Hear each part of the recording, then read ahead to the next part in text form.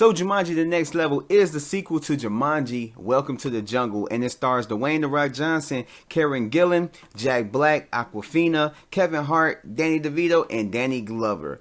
And the synopsis goes as follows. Feeling useless and empty, Spencer re-enters the game alone. His friends checking up on him realizes what happened and goes back into the game to get him out, only to realize that Spencer's grandfather and his grandfather's best friend have entered the game as well. Now all together they must find Spencer and get out the game, while at the same time being tasked to complete a new mission in Jumanji.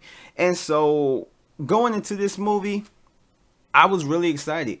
I've said it before. I was a big fan of the first Jumanji with Robin Williams up in there, and I really loved it. Didn't even think that they would make a second one.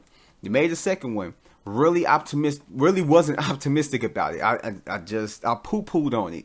I'm like, this looks stupid, and I ended up really enjoying the movie. Really enjoying the movie. It really surprised me. It was a pleasant surprise. And seeing this movie, I was really excited going into it, and I really wasn't let down. And one thing that you would notice is that the scale is upped. Like, they made it more expansive, they made it more broader and bigger. And I did like that about it, is that they didn't go crazy overboard, but it is bigger than what the Welcome to the Jungle gave us. The movie is funny as hell. It's funny as hell, just like the other one, just like the movie prior to this one. You have some great acting up in there from everybody, and I really did like it. And it's a great adventure movie. It really is. It's a really good adventure movie. The action scenes were really good, like the baboon scene on the bridges, as well as the ostrich chasing the desert. And I love the concept of the characters being in different avatars in this one. The character change worked for this so as to not retread what the previous film did, and the actors like Jack Black and Kevin Hart really took advantage of that. Now, like I said before, I wasn't a huge fan of Jack Black, but these movies, as well as the Goosebumps movies and the House with the Clock and its walls in it, really did change my mind about his comedic timing and just him as a comedic actor. And just how he portrays the character, the avatar that he is, from being Bethany to being the fridge. How he handled the characters, I really did like it, and it was just comedy gold. And Kevin Hart really is hit or miss with me, but with the character change in this movie, it really did work, especially when he's playing Spencer's grandfather's best friend.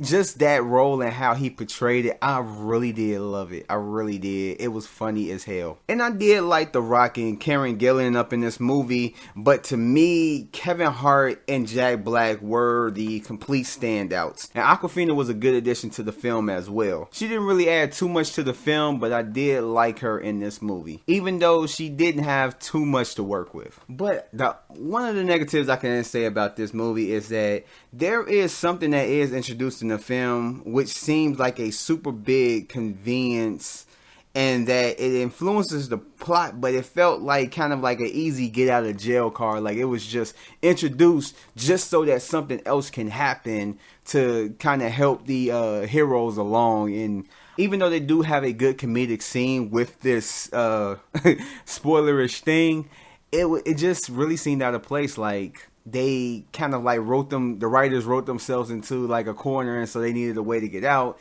And like, okay, let's just introduce this. Kind of like how kryptonite was introduced to Superman back in the day, and that's why kryptonite is the way it is. Like, just go look it up, why kryptonite was made. But that's just seemed like why this certain thing was put back into the movie, just to get everything back on track. And I don't know, it just really stood out to me. It's not a major negative, but it just really did stand out to me. But this movie is just fun as hell, and it has a big, satisfying, climactic ending that I really did love, and I really did like the way it ended. And it does have a post-credit scene in the movie that, you know, kind of sets up for maybe there could be a third movie, and I'm kind of interested, or a fourth movie. I'm kind of interested to see where they're going to go with this, even though I can't really say too much to it because it's kind of spoilerish, but when you see it, you'll see it, and you'll see what I'm talking about. But overall, it was a hit for me. I really did enjoy it more than what I actually thought that I was going to enjoy it.